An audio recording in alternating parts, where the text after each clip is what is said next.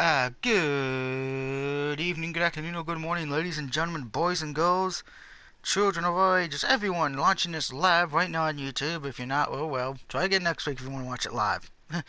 So everyone at the NFL YouTube Pronosticators on Facebook, the House of Nodum Channel 68, and of course Twitter, because, well, Twitter has that little damn blue bird we all want to punch in the face.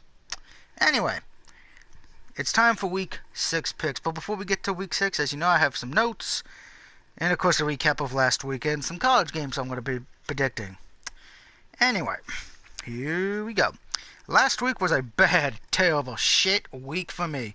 I got utterly done in picks. After doing well the first 4 games of the season, first 4 weeks, Week 5 proved to be a disaster. How? Well, let's just say this.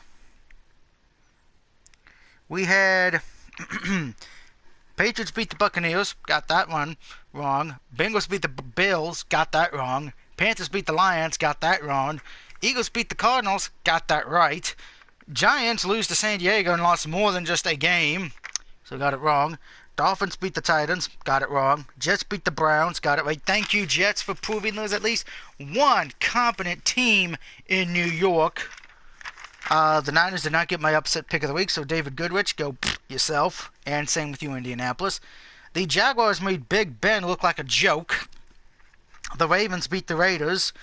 Happy I called that one right. Rams lost to the Seahawks. My Cowboys lost in a heartbreaker to Green Bay again. Chiefs beat the Texans pretty easily. And the Vikings beat the Bears. So I only went 5-9. Not great. Not great at all. But for the season, I'm 44-33, so that's not bad. Okay, just some notes. Oh, the games were terrible, but every game had 1 point or something in common, and that was injuries. Every team suffered an injury, but probably quite worse was probably the Giants. They lost Odell Beckham Jr., they lost Marshall, and then, oh yeah, by the way, they ended up losing another receiver, so they're done 3 receivers. They're out of 3 receivers as of this season. The only other team I think that did any worse, at least in the injuries, was the Houston Texans. Why? Well, you already know Cushing's out for at least till December, because he's on a 10-game suspension. So you know he's not going to be back till December. Then you lose J.J. Watt for the season with a broken leg. So yeah, if you have any of those players, get rid of them now. Get rid of them on fantasy. Still 3 teams who have not won a game yet, the Giants, 49ers, and the Browns. And here's my question of the video. I know it's kind of early, but here it is. Of the 3 teams I just said, who has the best shot at getting the first pick in the draft? The Giants, the 49ers, or the Browns? Normally, I would say Cleveland, but I think the Giants are going to get it because the Giants are just so offensively bad and defensively bad to the point to where I don't think they can even make it to the playoffs anymore. Everyone's like, oh, they still got a chance, you know. But no, they don't. They're missing 2 good receivers. Eli's on his own. They got no running game. So let's just be honest. Giants are done. If you're a Cowboys, Eagles, or Redskins fan, you're probably a little happy because you know that division is now a 3-team race. With the Eagles on top, Redskins in the middle, and Dallas, you know, right behind the Redskins. Giants are out. Period. Game over. Game over, yeah, for New York. Which is sad. If you would have told me before the season started the Jets would have a better shot at making the playoffs than the Giants, I would have said you're full of shit. But, yeah. Jets are, right now, the better team in New York. So, no more land of the Giants, I guess. Teams with a bye this week. Cowboys, Bills, Bengals, and the Seahawks have a bye. J.J. Watt, I've already mentioned. By the way, yesterday the Saints traded Adrian Peterson to the Cardinals for a draft pick. We'll see how that goes. By the way, the Cardinals did cut Mr. Johnson as well. Alright, so time with some college games real quick before we get to the pros. I got Washington State over California, Navy over Memphis, Middle Tennessee over UAB, Oregon over Stanford, and North Carolina State Wolfpack over Pitt. I should always mention these college games, if I don't get 5s from the audience, I always have a random generator going, and that's how UAB got on here this week. So let's get to the professional, the pros. You know, because you got to love the pro football, right? Right. Thursday night, it is the Philadelphia Eagles traveling to North Carolina to take on the Panthers. Both coming off great wins. Both looking to be very strong in their division. They are both, I believe, I know the Eagles are 4-1. I don't remember the Panthers record in my head. I'm taking the Eagles here. It's a short week for both, but both are traveling. Remember, Carolina was on the road. Eagles were at home, so they're both traveling this week to get back to Carolina. And I just feel the Eagles, even though, as much as I'm the divisional rival with them, they have been playing good. I think better than a lot of people were expecting, because they're still young and all that. I think they're going to win this game. I think it's going to be good. It's going to be better than the Packers-Bears game, that's for damn sure. That game was terrible.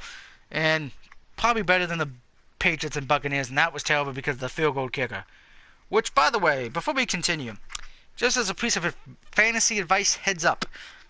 If you have any Denver Broncos players this week, play them as they play the Giants. If you have any Steelers, don't play them this week. They play the Chiefs. There's your fantasy advice for the week. But yeah, I got the foot out the Eagles here, just overall better. But Panthers can still win this one because they do got Cam Newton. He knows how to.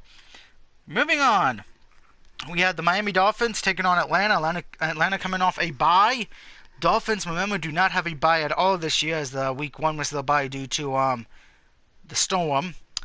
I'm taking the Falcons here, guys. To me, just the better team on paper. I think Miami's going to get destroyed here. Yes, Miami did beat Tennessee, but Tennessee didn't have the starting quarterback. They were using a backup, I think, in Matt Castle. So Falcons should win this one pretty easily. I'd probably say, now this is not my lock or my upset, by the way, no. But I just trust the Falcons more. Moving on.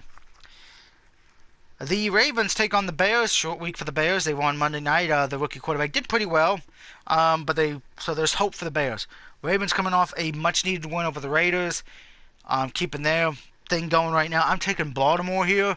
I just feel that, going up against a bad quarterback in Oakland and now going up against a rookie quarterback, I think that gives them the best chance to rebound and fix the dumpster fire that they were on offense and defense.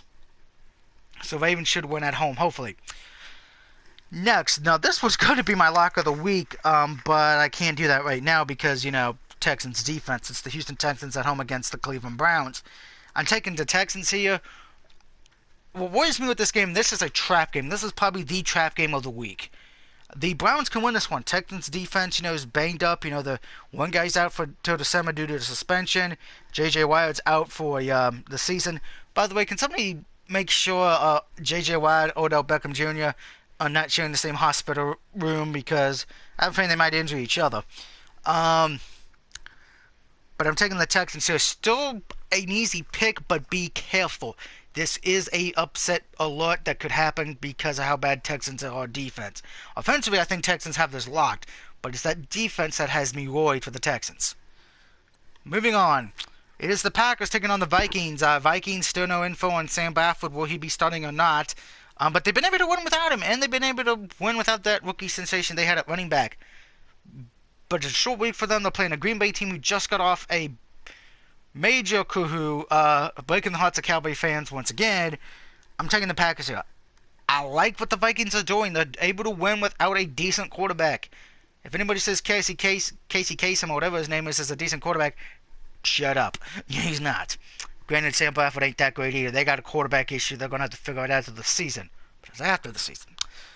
But Packers should win this one. This probably should be the easiest game for them this year. You would hope. So yeah, go Green Bay. Next, the Lions go against the Saints. Okay, Saints, as many of you know, he traded AP. AP is no longer there. So Saints know what they're doing with the running game. Lions, I believe Stafford, when I read the report, he did get a little injured. I don't know. I'm taking the Saints here. So when the Saints go marching in, I want to be in that grand old number. Oh, when the Saints go marching in over there to the end zone. Drew Brees should have a good day. Next, a game that actually is interesting because of the fact of one of these teams is actually good and the other one is not as always been good. Patriots at the Jets. I got the Patriots here. Yes, I'm going to give the Jets credit. They are doing well. And, they're doing better than I think a lot of people gave them credit for. I know I was one of them. I had the Jets being the worst team this year, but unfortunately, hey, I know the Giants decided to take that spot. I got the Patriots here, though, man. Again, it is Tom Brady and all that. I will say, though, keep your eye on Gronk if you have him on fantasy. I know he was out this past week, again, I think.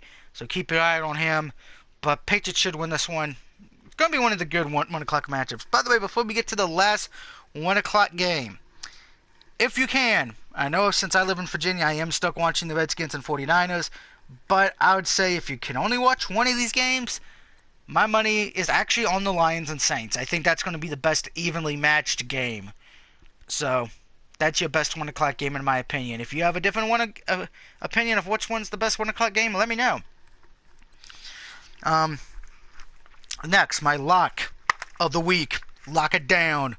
This is the game that I'm guaranteeing a victory, which we saw how that went last week. So it is the 49ers traveling to the Redskin land to take on the Redskins. I am taking the Redskins here as my lock of the week. I don't trust San Francisco. Redskins are coming off their bye. They've been looking good. They're 2-2. They know they don't have to worry about the Giants anymore at this point because the Giants are dead in the water. Instead of fearing the Reaper, the Giants actually met the Reaper and he died. Even the Grim Reaper would be like, he can't even. Sam and Dean can't even bring back the Giants. Okay, there we go. I got the Redskins here though, man. I think Niners will lose this one. Redskins have every advantage on paper. But what makes this interesting, remember, the Niners head coach used to be the Redskins offensive coordinator. So we'll see what happens. I think the Redskins, though, will win this game. I will say this as well. Of the 3 teams who have not won, I say the Browns had the best chance of winning, but it ain't by much, like I said earlier. Next, the Buccaneers travel to Arizona to take on the Cardinals. Arizona's kind of, they got obliterated by the Eagles. Tampa Bay lost, but not because of their offense, and you can't even say their defense. The defense did a great job. Tampa Bay lost because of a kicker. Remember, their kicker missed 9 points. That cost them the game in my eyes. I feel like if he would have made them, Tampa Bay probably would have won the game. So I'm going to say this now. If you have Tampa Bay's kicker on fantasy, what is wrong with you? Cut him loose. Let the pigeons loose and get anybody. Hell, put Baron Corbin in. Heck, put Roman Reigns in. He could probably do a better kick. And I hate him. But yeah, I got Tampa Bay in this one. Adrian Peterson, I wish you luck. Next, probably the best game of the day Sunday. Yes, and I can't believe it has Jacksonville. I have to be nice about them. It is the Rams taking on the Jaguars. Both teams doing pretty well, surprisingly, shocking people. This was a hard pick for me because I had to literally go back and forth on who to take. Because it was one of those games to where both teams are doing unsurprisingly good things. And as much as I wanted to pick the Jaguars because I love what they did defensively against Pittsburgh, I'm taking the Rams here. I just feel there's a better quarterback, running back combination with the Rams than there are with the Jaguars. Plus, the Rams have been putting 30-plus points up every game, excluding this past week. I think Jaguars are going to get tested here to see if they can actually stop a team from getting that. But Jaguars have proven that. This is the hardest game of the week. Good luck to both teams. And technically, if you think about it, this game is for first place in their respective division. Because of how bad, in the Jaguars' case, how bad the Houston Texans are because of defensive issues. Tennessee's got issues and the Colts have issues. Same thing with the Rams. Cardinals have issues. Niners are floating in the water like gold nuggets. And the Seahawks are kind of up and down. But I got the Rams on the road. Next. Okay, I can't be nice about this. Steelers, I'm sorry. You got your ass handed to you by the Jaguars. A team you should have beat easily. A team that I don't even think Vegas gave Jaguars that much of a chance. But you're playing Kansas City. A team, even without Eric Berry, who's the best defensive player, they're winning games with Alex Smith and Hurts and everybody else. Andy Reid has shown why he is a Hall of Fame coach. I am taking Kansas City here to win this game. Yes, I'm sure the Steelers could bounce back after how bad they played. But let's be honest here. The Steelers have issues in home. Between Bell's issues with the money during the preseason, then you have Brown throwing water bottles and shit because he's throwing a tantrum because he ain't getting the ball.